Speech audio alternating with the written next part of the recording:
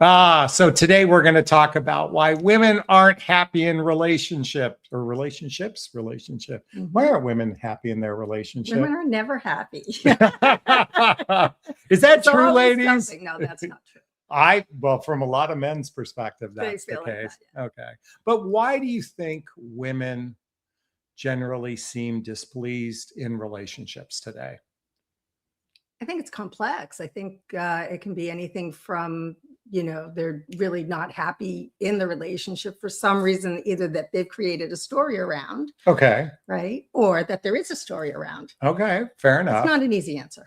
Well, I know in a few minutes we're going to share two stories to focus on today, but what's the narrative that you shared with me early on in our dating process in your last relationship? Something that you did in relationship. Okay. So my pattern in the past, and you helped unearth this. I will give you some credit. Really? Yeah. Wow. The coach actually did something of value. Okay. Yes, I will. That I spent a lot of time poking holes in my relationships. And wait, before you get into it, what is poking holes? So poking holes was, it's like trying to find the data that makes you not want to be in the relationship. Like almost like, give me a reason why I shouldn't be in this relationship. Now, well, how is that different than, say, an ick or a deal breaker? Well, to me, I think an ick is irreversible. I think you can't recover from an ick. I think icks are ego-based things, Oh, do you?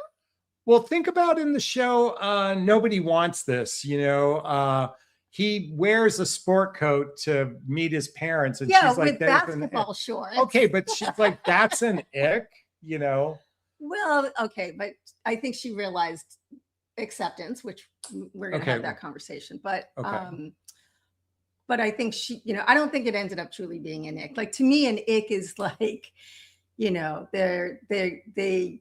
Well, what about, excuse me, but like there's a scene in what movie where he's got some green stuff in his teeth, and that's an ick. I mean, I believe a lot of icks are oftentimes a symptom of something else that's bothering you. And you're choosing some trivial thing to say, I'm going to place a lot of importance on. That's the way I view an ick. Okay. And that could be part of the poking holes piece too. Okay. Like all of a sudden, something that isn't an ick for one person might actually be like, oh my God, that's a deal breaker. Well, now we're talking about deal breakers, and I believe deal breakers should be more based on a difference in values, maybe a difference in lifestyle compatibility, or even maybe a mismatch in emotional maturity. I think there should be something deeper. And I think icks are ego-based. Oh, listen, folks, this is just my perspective on this. You don't have to agree on it. But the poking holes really represents kind of a gap in expectations, don't you think? Like, you're expecting this in relationship, but you're not getting some of this, and you're going, okay, well, I'm going to focus on the things I'm not getting. Yeah. Okay. So there's a camp out there that says that, let's say that 87% of the stuff in relationship is decent. It's good. It's okay. But that there's 13%, let's say, that's not so good. Right. Okay. Nobody's perfect. Yeah. Yeah. And the thing and is no relationship, no two people are perfect together either. Right. Okay. Which, sometimes those 13% things can multiply and all of a sudden be, but the camp says that, which one are you going to focus on? It's kind of like, which wolf will you feed? Yes. Right. And I think that for me, and this is, a lot deeper than we're just, rattling off here, but the poking holes piece, it speaks to whether or not you're all in. Okay. But more importantly, I think it's kind of like a sticking the needle into, the knife into the 13% and trying to make it bigger and bigger and bigger and bigger and bigger. Hence the term poking holes. You're actually kind of creating it where you're making it worse and worse. So So pretty soon that 13% becomes 18%, becomes 20%. And then all of a the sudden things you don't have like. every reason to leave that relationship because they didn't meet your needs, Okay. feel in alignment, whatever the case is. Okay. Yeah. So when I was preparing for this video, I do most of the prep work. By the way, I didn't announce you this time. Oh, it's Paula, by the way. For those. Yeah, she's already a regular. So there's two types, I don't want to say of women, but stories that I've observed in coaching. And the first one is called the fixer fantasy. Okay. Okay. The fixer fantasy is, I like him, but he could be better. You know, so she scans for what's missing. She critiques him. She tries to upgrade him, not because she's difficult, because she's attached to the potential over reality. Okay. Potential is like, you know, could be a 4-letter word. Yeah. What is it? Expectation is the mother of disaster, and desperation is her twin sister. I've not heard that one. A friend of mine is quoted by saying that Guy Blues is his name. I don't know if someone else made up that, but the idea, I think the fixer fantasy usually stems from people that have anxious attachment. Okay. How do you make that different from, let's say, someone who has control issues and, you know, thinks, okay, I can make this person, you know, what I believe to be my, I guess you're talking about expectations. Yeah. I mean, control is, it's really, it's trying to create the alignment when the alignment doesn't exist, okay. you know? All right. And so I just observe, and maybe ladies, you've experienced this, you know, he's a great guy. You love everything about him, but you're like, I want him to be better. I want him to be this. I want him to be that. Versus the settling story, that's the second one, where he's good, but something feels off. So therefore you feel like you're settling? Yeah, you're settling in that particular case. You focus on what's good, minimizing what's missing, stay longer than your truth, not because you're weak, because you're afraid to lose what might seem almost right. I have been there. Okay. And the idea of poking holes is, and I didn't realize it until you just shared it. The idea is this, you're focused on this 13%, but you're trying to make it bigger and bigger and bigger because. No, it just seems like every, what's the word I'm looking for? You know, anything that counters it, you know, anything that comes up can automatically fit into that, you know, into that bucket. Okay. And the bucket just seems to get bigger and bigger. But again, because you're almost wanting to find the things that make it wrong. Yeah. You know, because maybe for me, it was like I knew I wasn't necessarily in alignment. Yeah. And, you know, but yet, like you said, it was almost like I had a sort of words are not coming to me today, but you know, like a complacency in it, right? And that complacency is easy to hold on to because it feels like that 87%. It feels like, you know, wow, I'm really in this thing and it feels really good on these days. But on those days, not so much. Okay. Yeah. So I think the deeper truth that isn't being said out loud is that whether you're a man or woman, when there's a disconnect from your inner knowing, you're feeling this energy of poking holes. You're feeling this energy of X. And again, deal breakers should be addressed fairly early on. I think if you know what's, and listen, I'm not talking about deal breakers like honesty and respect and trust and all those types of things. You know, that's certainly a deal breaker, but those things where aligned to what you seek in relationship. And when you're disconnected to your inner knowing, that's where a lot of this disconnect starts to happen. Absolutely. So you mentioned the word acceptance earlier. Okay. So this 87% and 13%. Okay. And Paula and I speak about this a lot because we feel like we have 80-90% of alignment between the two of us. And we're naturally going to have some differences. Thankfully, they are not, you know, deal breakers per se. And certainly whatever icks we've had, we've kind of moved past those. because there's a deeper connection of love. We don't have any icks. That I agree. We don't have any icks. But I We're wanted to like ickless. not suggest it wasn't possible. But where I'm going is the idea of acceptance.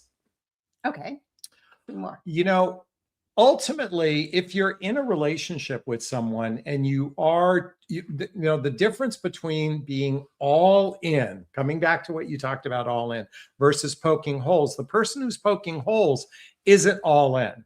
The all in piece comes when you accept this person for who they are. Now, I'm not suggesting accepting bad behavior, or I'm not suggesting accepting absolute misalignment, but ultimately recognizing that a relationship requires a big dose of acceptance. So I think it's almost like sitting on a seesaw. Okay.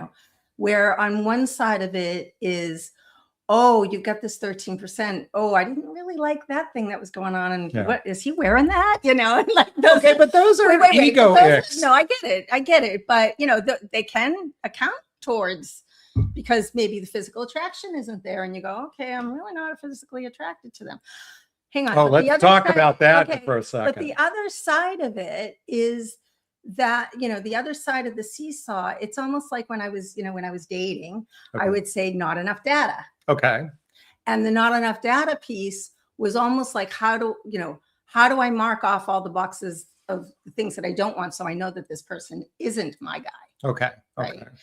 But in relationship, the acceptance part of it, the toggling between, on that little teeter-totter, is that you go, oh, yeah, they wore that thing, but oh, he's so cute, or whatever, right? And so the acceptance is like, at one point, or any other relationship, I might have been like, yeah, you're gone. Okay. And I'm not talking about outfit. I'm talking about things like, values and whatnot. But there are moments when you just go, is this my guy? Right. Yeah. And you're questioning whether or not you want to accept that. Okay. So let's kind of look at this from a timeline. There's the first, second, or third date. You're not in relationship most likely with this person yet. Okay. Maybe by the 10th date, you might start talking about exploring a relationship together. And some of what we're talking about extends more to that person that's in a relationship for a longer period of time. Okay. Why I'm bringing this up, for those of you who are single right now and not in a relationship, I think it's important to recognize going in that you're going to have differences with people. You're going to feel icks. You're going to feel even the need to poke holes. You might feel that. It's really stepping into this awareness that a relationship requires a gigantic dose of acceptance. Now, when I say not accepting bad behavior, not accepting misalignment, that's not what I'm talking about. And I'm not talking about settling either. But I'm also recommending that when we look at the scale of love, when we're going up the scale of love, if we can't get to a place, I accept this person for who they are, we can't really get to the next level of appreciation or genuine admiration for a person if you're just stuck in that space of poking holes, feeling that misalignment. And I believe most couples feel this probably by the time they get to the third or fourth month. If you're not starting to feel like you're moving towards them, if you're starting to come up with poking holes, finding things, and then always rationalizing it by saying, well, but there's this good. Right. And I only share this because recently I had a client texted me the other day, a year and a half into a relationship. And she's like, God, I've just been poking holes. I need to end this relationship. And quite frankly, she was saying this in the 6-month mark. I think there's this point where before you enter, for those of you single, not in a relationship, I think it's imperative to really sit with the understanding of what is alignment for you, what is attraction for you, like really embody what this is for you, because boy, do we make up stories in our head to either that fixer fantasy or that settling story. staying way past its expiration date. So let's dive into the fixer fantasy for a second, because I have a lot of friends who are, they see the discrepancies, they feel the misalignment, they know they're feeling the misalignment. And, there are the ones that think, okay, I can fix him, right? Yeah. But there's also the subtleties that happen in that too. It's not like, oh, I can fix him, but it's more like, he's got the potential. He's starting this business, and it's going to be, great. And when he does, it's, he's going to have more time for me or whatever. Like you start to make excuses, about what they're in now versus something in the future, the potential red flags versus something in the future you see as potential. Okay. Maybe I'm looking at this differently. The most common misalignment I see from women with men are not emotionally expressive. Okay. This isn't about, and he'll become more emotionally expressive when his divorce is finalized, when his job changes. And I think we can make up stories, but the bottom line, and by the way, most fixer fantasies are about him not being emotionally expressive. And usually the settling story might be something more exterior, might be about attraction, might be about where they're at in their life kind of thing. I think people that do the settling story oftentimes are more emotionally avoidant. It's just a speculation I have. But where I'm going with this is that, are they settling and poking holes, or are they just settling? Is that where I think they're always poking holes in the settling. Okay. In other words, you're not feeling fully complete. Ladies, and I'm only speaking as a coach who's talked to thousands of women, who has over 20,000 hours of coaching. Most everybody tells me the same thing. I knew in the first 3 months something was off, but I went against my better judgment. This is all about recognizing misalignment sooner rather than later. And one of the things you and I talk about, in fact, just a little possible heads up, we might be doing a workshop together. Paula was reviewing my content for my coaching and goes, oh my God, I love everything in this, but more importantly, it mirrors what you've been working on for years as well. And that is really about becoming embodied in your knowing, being embodied in your, really being embodied in love. Being embodied in love, both for self and, outwardly, and what that feels like. Yes. And staying in that feeling of what it feels like, and knowing that when you're not in it, that you're not aligned with it, and that to stay with those boundaries. Yeah. Folks, this is something I can honestly say, in all my years of coaching, I now feel the embodiment of what true love feels like. I mean, I can only speak for myself, but what I'm experiencing with you is immense gratitude. And for me, gratitude is one of the highest forms of love, is to be in a state of appreciation. And why I'm bringing this up is, and I can say in all of my previous dating experiences, and maybe you can say this too, is that I now can look back at my previous relationships going, wow, I didn't have this in my other relationship. I didn't have this embodied feeling of love. And so how can we choose a partner? I think this is the dilemma. How can we choose a partner if we don't know what embodied love feels like? And by the way, when I mean embodied love, I genuinely mean secure, healthy love. Okay. I'm not talking about insecure attachment to someone. I'm not talking about lust or limerence. I'm talking about genuine, healthy, secure love. And I'd venture to say, even though statistically they say 50% of relationships are secure, I believe that's bullshit. I think very few people really experience healthy, secure love.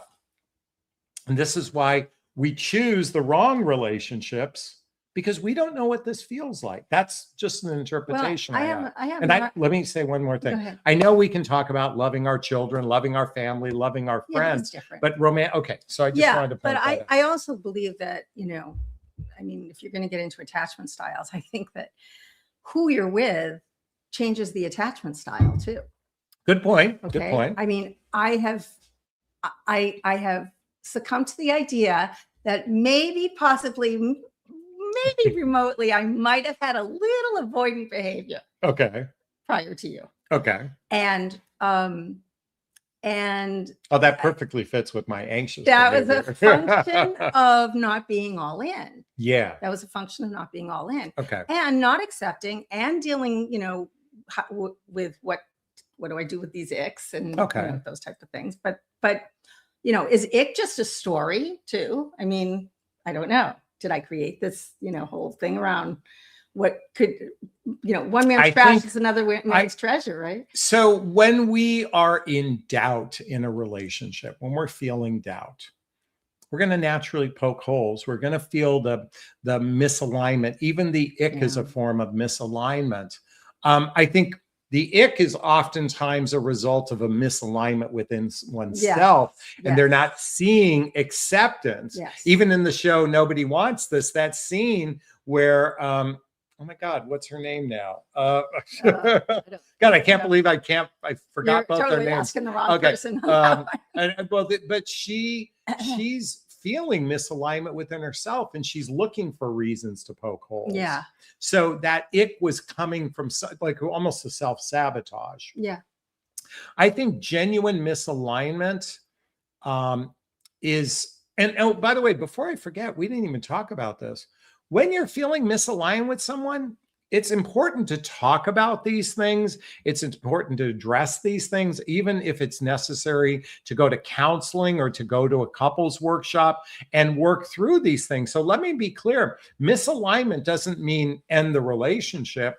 But boy, if you don't feel aligned with this person and you're not speaking your truth to this person, I mean, that poking holes is just, the holes are going to get bigger, bigger, bigger. And I think, and even though the title of this is why women aren't happy in relationship, and we joked and said women aren't happy. I think the genuine mishappiness comes from misaligned relationships, trying to, put a square peg in a round hole. For sure. And the poking holes is just symptomatic of a relationship where two people aren't really speaking from the heart and growing as a couple. And then they're just experiencing a transactional relationship. And my hope is, by just hearing what we just shared right now, for those of you single looking for love, you're better prepared. And for those in relationship, you might reevaluate going, is this the right relationship for me? So with that said, I think it's time for Q&A. All right. For those who know my live format, it's Q&A time. If you have first, before I forget, if what I shared with you resonated with you, post a comment below. I'd like to hear your thoughts. And if, as always, if you want to connect with me, there's links below. Schedule a discovery call with me to see if working with a coach is right for you. Actually, I'm going to be taking the month of April off. So I've got 2 openings for the month of May. So reach out now so you can get on my calendar. And as I said before, it's Q&A time. So if you have a question, write the word question, then post the question thereafter, or you can purchase a super sticker, super chat. All of the monies from the super sticker, super chat goes to a scholarship fund in the name of my son, Connor Asley. He's my son who passed away over 7 years ago. God, hard to believe. And in his honor, we donate to causes like the Hoffman Process, Insight Institute, and scholarships to coaching as well. And we'd love to get $50. So we'd appreciate your love. All right, to get us started, Paula definitely likes being choked. Hashtag chokers rock. Yeah. That's cute. All right, Angela has a question for us. How do you know that God sent you Paula as a partner and you weren't forcing a connection with her, Jonathan? Did you see any signals? It's interesting. For those that know our backstory, you'd have to go back a few videos ago that we talked about chemistry. I think we really hit it off on our first meeting. We had intellectual chemistry. We had emotional connection. We had a spiritual connection. We shared a lot of, like, even our sense of humor, our conversations. Yeah. But what was missing was this knowing, like God had put her there. And a few days later, we were on the phone and we made a reference that we wanted that feeling of magic. Yes. We called it making a stand for magic, is that it was like a divine experience that we were together. And the fact that we didn't see that divine connection. You know, I mean, I think we all look for like, okay, are the birds singing, you know, Yeah. are the violins playing, you know, but I think it was a very real connection and that blossomed organically. Yeah, but coming back to divine, like God, like Yeah. I think what had happened there, Angela, is that, you know, whether you call it God, universe, or spirit, I like to call it Gus, God, universe, spirit, source, is that Gus wanted us to have a little bit of space from the physical connection, a little bit of space from that knowing. So we didn't get caught up in lust. We didn't get caught up in limerence. We didn't even get caught up in the whole divine connection. Like I have a friend who recently had a short-lived experience where she got ghosted. But during this few-week experience, she was like, oh my God, God sent us together and it was so amazing and so intense and blah, blah, blah, blah, blah. And then shortly after sleeping together, he totally ghosted her. And honestly, she got caught up in the idea of knowing that this was the divine connection, but she didn't even know this person. I mean, I jokingly said she didn't know his favorite color. Right. Now, do you need to know the person's favorite color when you're going to have physical intimacy? No, you don't need that. But I think a lot of times people don't really get to know another person because they're caught up in the fantasy, the narrative of some sort of divine connection when you're experiencing lust or limerence or that sort of thing. Yeah. And I think it becomes very easy to allow your emotions to run away. Yeah. And I think that was where you and I, you know, did we see any signals? There was a moment when you were like, I can't stop thinking about you, but well, about 5 days in. Well, okay. Are you going to go? I'll say go this. Ahead. About 5 days in, we had I shared with you a journal entry of mine that I had felt, and you agreed to. You were saying you were feeling the same thing. Sorry, I got a little froggy. And you were saying that, and I was saying that we had not felt so seen and heard and understood. Yeah. And in a lot of ways, almost held. You know, not held physically, but held. That we were both feeling that, and so. I mean, that's as good a sign as any, I think. Well, and for those that hear these words where we felt seen, what happened was we were talking with each other. And I don't want to point this out. We weren't, because we were not attached to the outcome of a relationship. We were really in the inquiry of who you are as a person by asking those questions about past relationships, by going deeper about the emotional effects of what happened going through a divorce or what happened in your relationship where you were poking holes. Yeah. And some people would argue that you shouldn't talk about the past relationships. Look, understanding someone's past experience from a place of learning isn't talking about the past relationships. It's really about, I want to kind of understand, what were you feeling at this time? And how have you grown from this experience? What was good about the experience? What was not good that you don't want to repeat going forward? Yeah. And it was through that curiosity, through that inquiry, that I think what you most appreciated was I was willing to walk with me through it. Well, but I mean, I am radical. Okay, so something you should know about the two of us, we are both radically curious people. I mean, we're like, okay, tell me more. Tell me more. How's that feel for me? Say more about that. How's that feel? What do you mean by that? Could you elaborate on that? I mean, we're like, we go deep. We're like, okay, we're at the Marianas Trench now. Yeah. And in that inquiry, we both felt very seen. Yeah. In fact, personal questions actually almost demonstrates a genuine interest in a person when you ask personal questions. And I think what happens in dating so frequently, and I hear this complaint from women most of the time, is guys talk about themselves and they're not inquiring about them. Right. Well, there is that. And if they're just talking about their past relationship and nothing else, I can understand the, the reticence around, wanting to hear that. But do you, like, we get this comment a lot, Okay. that people are like, oh, don't talk about your exes. Yeah. What do you think that's really about? Okay, so let's define this a little bit for a second. Don't talk about your exes. Okay, if you are going to talk about negative things about your ex, you are shooting yourself in the foot. If you need to describe everything this person did wrong as some way to validate where you're at today, you've already lost in this dynamic. I mean, both for yourself and for the other person.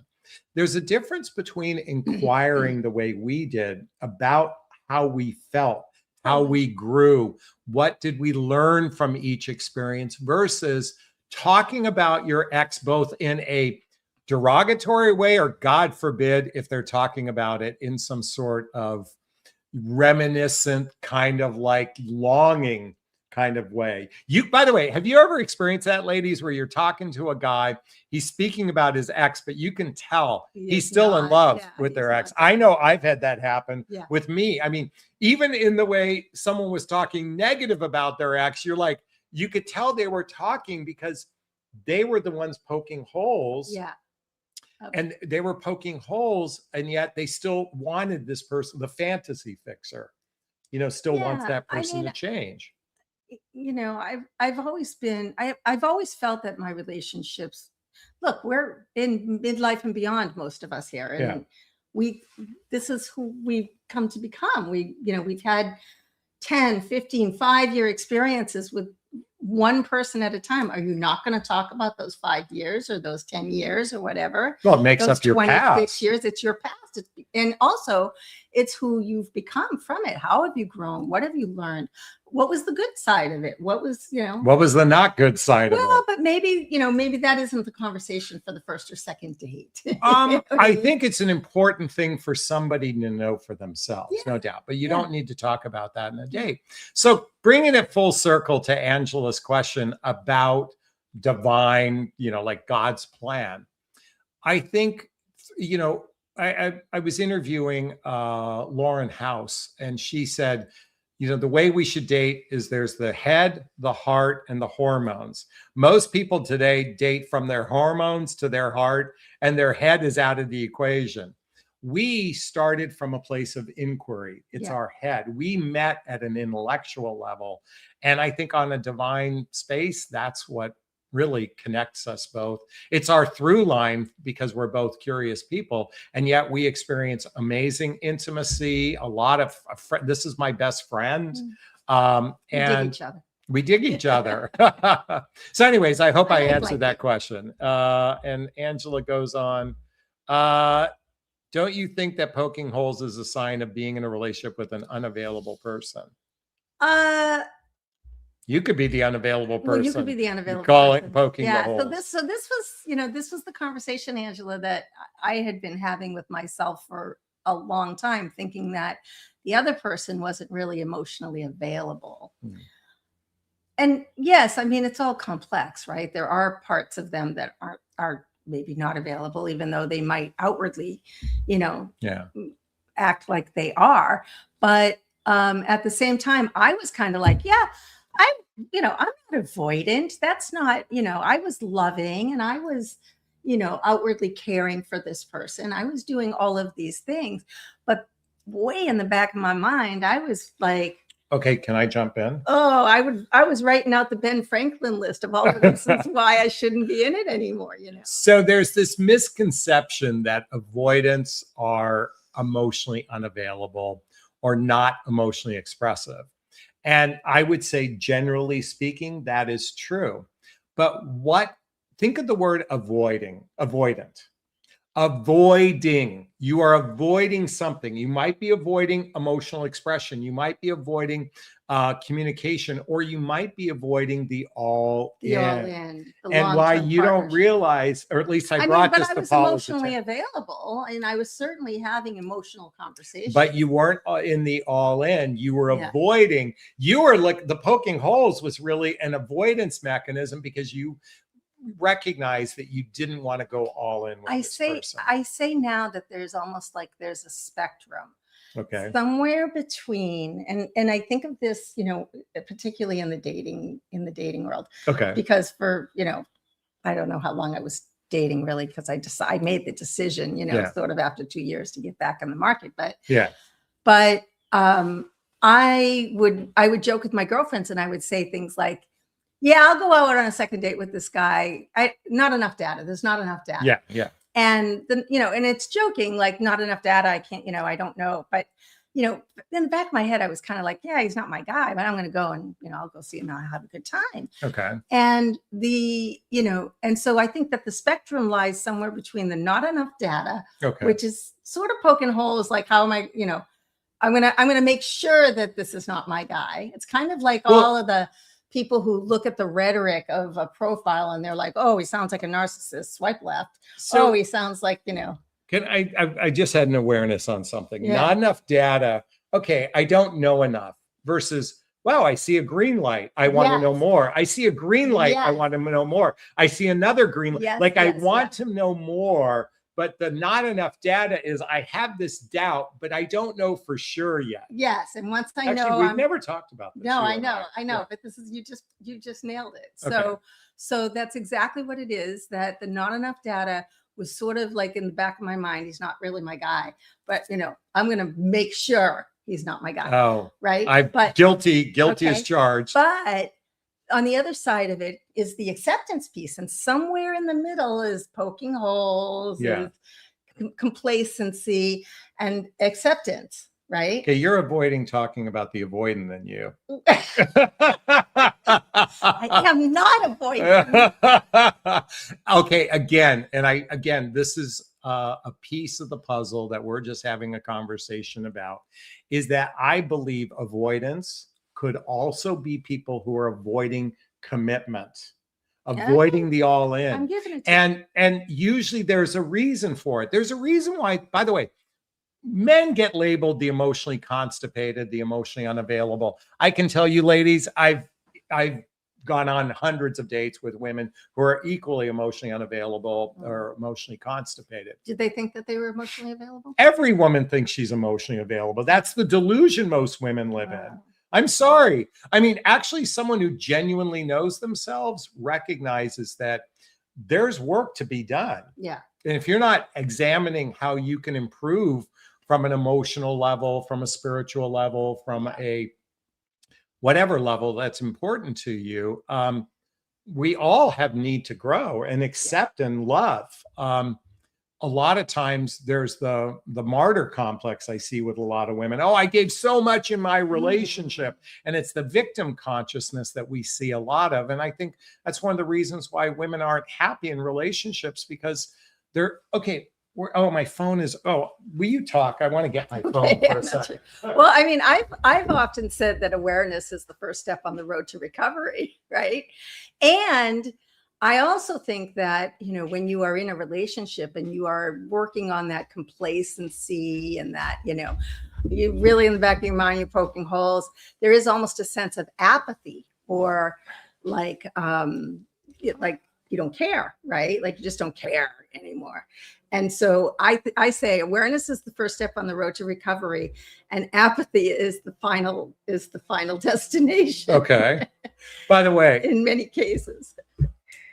Say it again.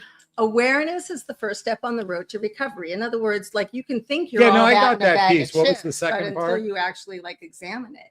Apathy. But apathy, how do I say it? It's something like, you know, but apathy is the end of the road. It's kind of like, you know, okay, if you are at the point where you just don't care, you're not going to work on the awareness around it. You're going to, you know. So what about, and this is why I wanted to go get my phone, it was in the other room, is I screenshot a comment on one of my videos, And I don't think it's just apathy, but I also think there's anger and bitterness Yeah. going on. And I just want to read this post to everybody. And this woman writes, men disappear because they're fucking actors.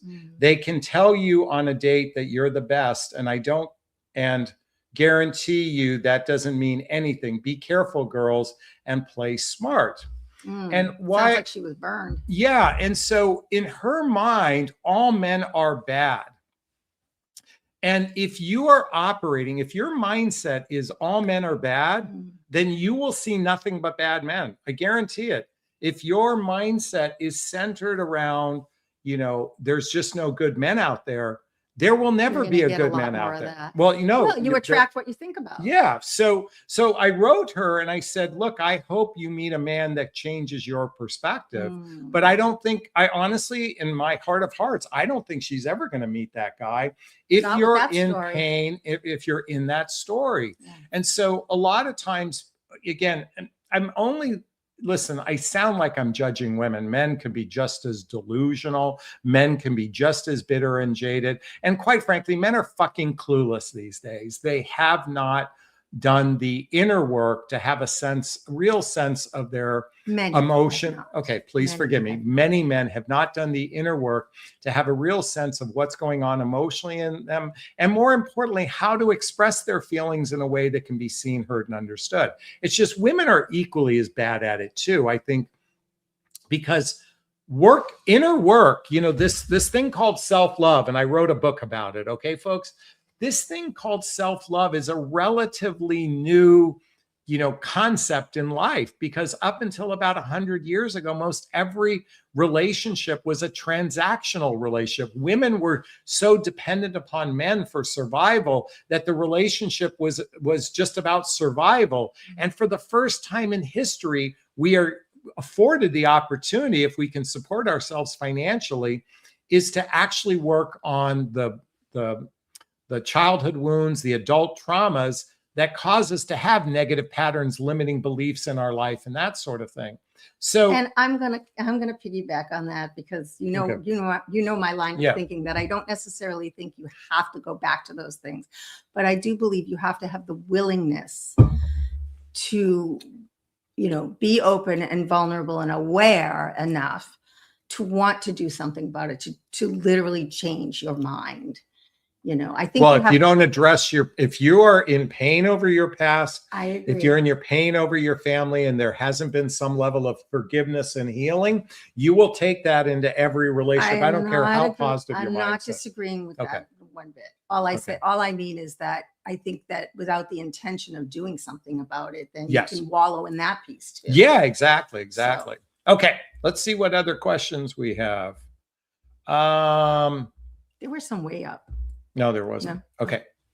When one embodies love, there's no need to look for love per se. So when I meet someone and I start getting to know them, there's no need to find that embodiment of love.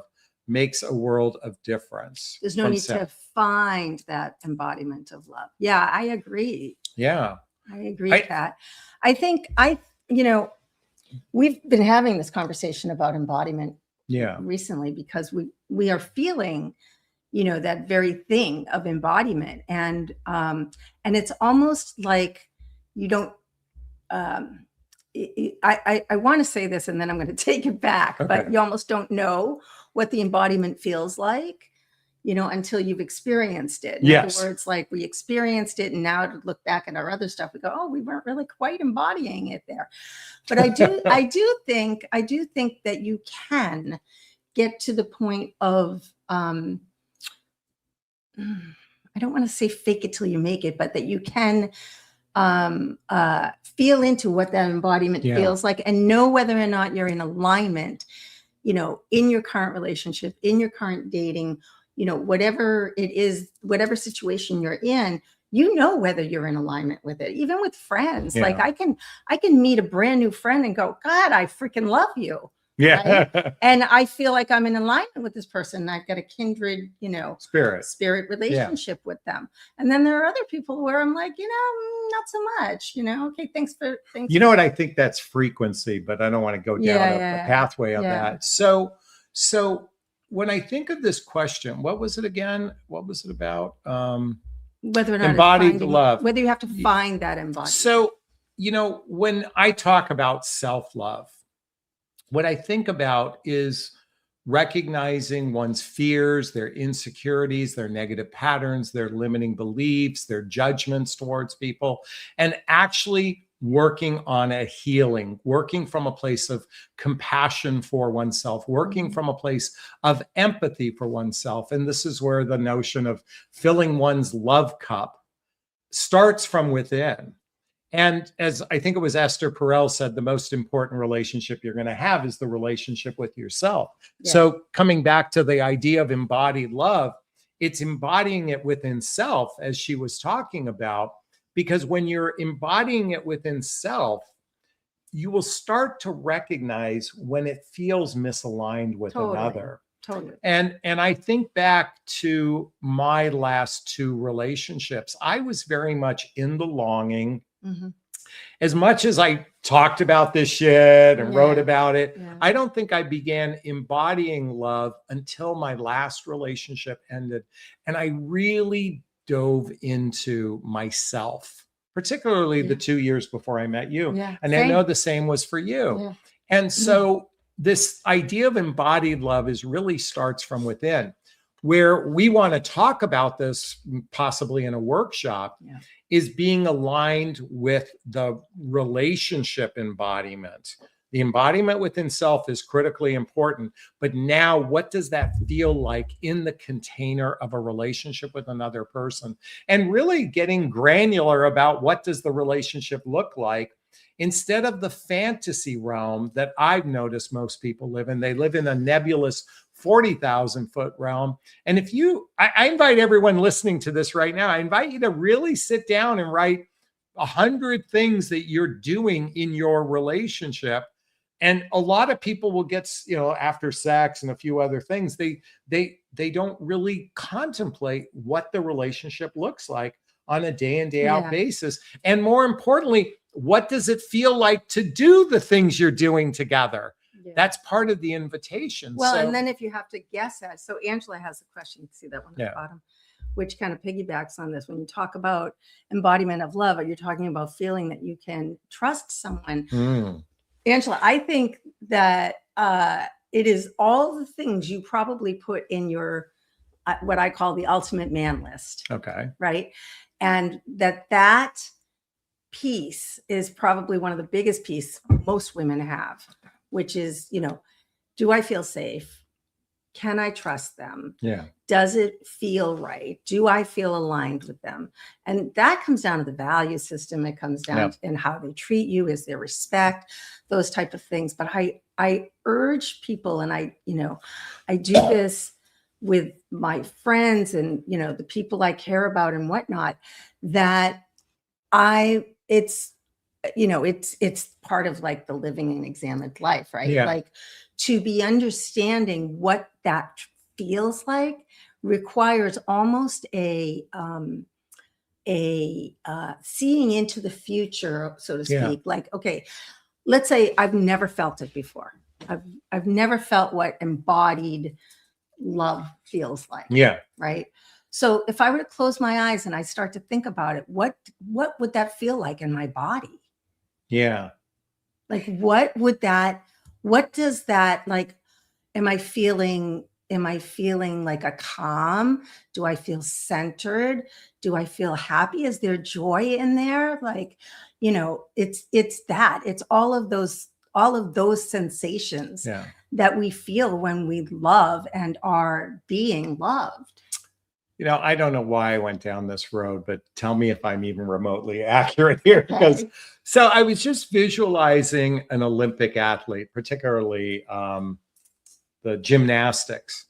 And I know a lot of athletes in particular do visualization exercises for them to visualize what the movement is and the turn. Let's talk about like what's that horse that they run and hit and jump and turn around it. And then they practice it. Right. So they know what it feels like when they stick the landing. Like so when you see them stick the landing, that's what was going through my mind. now you go, I know what this feels like. Yeah. The hard part about romantic relationships is many of us haven't felt that embodied Yes. love. And so we don't know what the sticking the landing Right. feels A like. lot are in Well, the longing but of that. okay, so at least visualize it for yourself from that, from when we talk about embodied, from your physical part of your body, because you may not know what it feels like. For some of us, you know, you might have felt wonderful chemistry with this person, wonderful intellectual chemistry with this person, wonderful spiritual, and you can pick from other relationships and go, well, I know what this felt like, and I know what this felt like, just to sit with the feeling of it. But ultimately, you have a choice. This is the bottom line from the way I look at this. You can sit there like that one text I read where the woman's complaining about men, complaining about relationships. And I'm using the word complaining. I get that she's venting and she's angry and she's bitter and jaded. Her likelihood of success probably drops to less than 1%. Yeah. For that person that's really sitting from that empowered place, from that visualized place, from that place of knowing this is what I'm going to receive in my life, I guarantee your odds, you know, multiply 100,000 fold when you're in that space and that energy. I mean, I'm a big believer that, you know, what you focus on, you attract. So, yeah. And Angela even says, I think that you find love when you feel that you can be yourself around someone. Absolutely. Yeah. Yeah. It's funny because, you know, I say ridiculous things to you all the time. Yes, you probably do. It's things that, I mean, that you probably go, God, I can't believe that even came out of his mouth, but that's who I am. Yeah. Okay. Sometimes, folks, I don't have a filter and you're looking at me like, really? Sometimes, not all the time. Pretty much everything that goes on in your head comes out on your tongue. Well, believe me, I hold back on some things. But my point is that, you know what? This is, I mean, yes, I don't have a filter sometimes, but you're focusing on the 87% we talked about before, and in acceptance of those pieces. And if I gave you an ouch, you speak up right away. We talked with this happened over the weekend. You had an ouch over something, and we talked it through. Yeah. And truth be told, is that repair is one of the other through lines in our relationships, is that we immediately, when there's an ouch, when there's an ick, when there's something, we go straight to repair right away. And look, sometimes my repair is doing a backpedaling, but what I've come to realize is I have 20,000 thoughts in a day. Sometimes the most ridiculous, I mean, off the wall, ridiculous kind of thoughts. About people, about human behavior, about society, the world, everything. I know I don't have to say everything, but I am grateful that I can say it and still be loved by you. Thank you. That is true. Okay. Oh, we have another question. Okay. Make me Toronto Star. What would you do if you were limerent for your male coworker and you never dated? Googled their name and found out they were arrested 9 years ago. Ooh. What would you do if you thought I'd been arrested? Well, would it have been something that I would have been in the cell next door? Like, yeah. I mean, okay, good point. Were you arrested for a DUI? Right. You know, which is a very common thing. Were you arrested for petty theft? I mean, when I was 13 years old, I got caught shoplifting. You did? Yeah, I mean, I got out of it, but yeah, I mean, we were back, by the way, this is the 1970s, okay? It was a whole different world than today. Yeah. And you look at me like that's a crime. No, I know, but probably in the comic book. What other things have I done? Look, well, I don't even want to go down that road. I guess you'd have to, I mean, I guess it depends on what the person was arrested for. I would have a conversation. I would think also, I have a very dear friend that was arrested for embezzlement, and he spent 5 years in federal prison and he got out, and he's still a very dear friend of mine.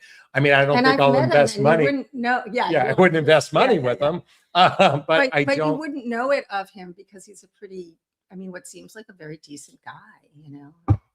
And he's reformed and he's gone through remorse and he's done a lot of healing work from it. So I guess it would depend. I mean, Gotta have a conversation. I need more data. I need more data. So let's be cautious, right? So I've always said that a red flag means ask more questions. Okay. There's a difference between a deal breaker and a red flag. A red flag is like, oh, this seems odd. I need more data. I want to collect more information versus a straight out deal breaker. If that's a deal breaker for you, then you don't need to continue on. Oh, it's something really bad involving children, but it doesn't state convicted. It doesn't state convicted. Well, you don't know if he was wrongly accused too. Yeah. There is that. I mean, I can envision a situation where you had a former lover that throws you under the bus over something and you could be arrested for that. Yeah. So, hey, look, there's people who have spent 30 years in jail and then the DNA evidence shows that they're. I have a friend who was accused. This is a true story. I have a friend who was accused of killing his mother. Spent 26 years in jail, and the police, I mean, he had investigators working on it. His father never believed it. And eventually he was acquitted of the crime, you know, and wrongfully Can't get those accused. 26 years back. Yeah, but I guess it's listen, make me a Toronto Star, ask a question about it. Yeah. Ask about it and see how they respond. The problem is you already have an ick about it. Probably. Well, and I'm going to just throw something out at you there, Toronto Star, and that is, are you looking for the bad boy? Just a little thing. Okay. Yeah. You're looking for the bad boy. If you're attracted to the bad boy, well, let's not go down that road. No, but all right. You know, we do that. All right, let's take Angela's comment. Oh, wait, Angela's comment here. I'm very healthy on the inside, and I'd never be my real self around people I can't trust. I always protect myself. You know, I wanted to talk about trust, and we'll kind of wrap up the podcast at this conversation. I think what's most important when it comes to trust is first trusting yourself, like having a sense of trust in your judgment, a sense of trust in your inner being. When we doubt ourselves, it makes it almost impossible to trust another human being. Yeah. And yet trust is the foundational piece for a healthy relationship. And so how much data do you need to trust someone? You know, I think we develop trust fairly quickly. I mean, yes, we spent probably close to 60, 70 hours of telephone calls after a first meeting. But we are also both deeply communicative. Yes. There are those that are not. So, you know, this is something that might have to build over time. Yeah. Yes, I think you do have a sense of someone, usually in the first impression, but trust is built. Trust is something that's built, and it's built through inquiry. It's built through actions. It's built through experiences. It's built through a variety of different things. And what muddies the water oftentimes is chemistry, lust, limerence, you know, that feeling of connection with another person without knowing the details of this person's life, which is why I always say you have to find out who this person was before you met them. Where are they today and where are they going in the future? By the way, really quickly, Toronto Star says, no, she's not attracted to the bad boys. Good. Our apologies if that felt like we offended you in any way. Sadly, a lot of people are attracted to the bad boys and that sort of thing. All right. Last comment from, Sassy says, this is why one needs to have boundaries absolutely pertain in life. I don't change who I am because of how others are. If I did, I would never give them control, and I don't do that. Yes. Very, very well said, Sassy. Thank you. And know thyself. And the last comment of the day is read out loud, Paula, what constructive criticism. I could watch these two all day. Thank you. Thank you. Hey, I hope you found value in what I shared today. Hope from both of us. If you did, I'd love to hear what you have to say. Post a comment below. We do our best to read them all in the first 24 hours. As always, if you find value in our videos, please hit the like button. Please share this video. Please subscribe to the channel. Hit that notification bell right there. Also, if you want to connect with me directly or find me on social media, there's links below to schedule a discovery call with me, to follow me on social media, to get the books I recommend, to get What else? My dating vows. It's all listed below. Coaching call. All right, we're going to wrap up this video. Not like I always do, but I'm going to wrap up this video by giving you a hug of appreciation. We appreciate Paula. Let me know if you appreciate Paula in the comments. Post a comment below. Thanks Let me know what you think. And we'll see you hopefully in the next couple days. So wishing you all a super duper wonderful evening. Be well. Bye now. Bye-bye. Bye.